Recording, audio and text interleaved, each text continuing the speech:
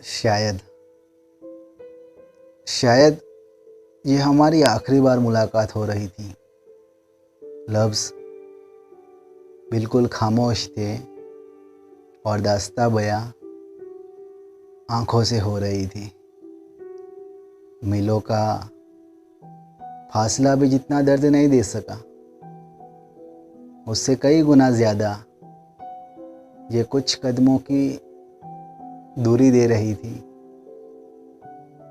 सांसें टकरा रही थी दोनों की आपस में, लेकिन चाहकर भी ये दूरी तय नहीं हो रही थी। उसकी आंखों से गिरते सैलाब को आज मैं चुपचाप देख रहा था। ऐसा पहली बार हुआ था कि मैं उसके आंसुओं को गिरने दे रहा था। उसकी नम आंखें और उदास चेहरा देख मैं भी टूट रहा था। खुद को संभाल के जरूर रखा था मैंने, पर अंदर से मैं भी रो रहा था।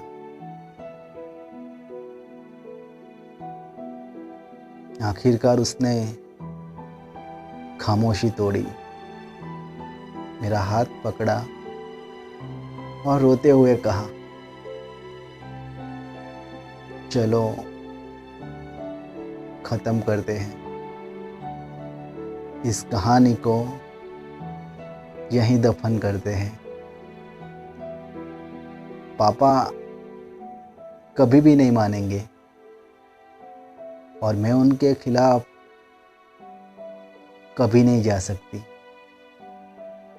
तुम चाहो तो बेवफा कह दो मुझे, पर उनकी वफा को मैं नीलाम नहीं कर सकती।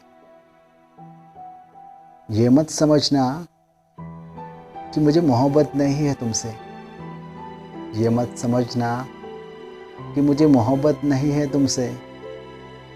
बस तुम्हारा हाथ थामने मैं कभी उनका हाथ नहीं छोड़ सकती।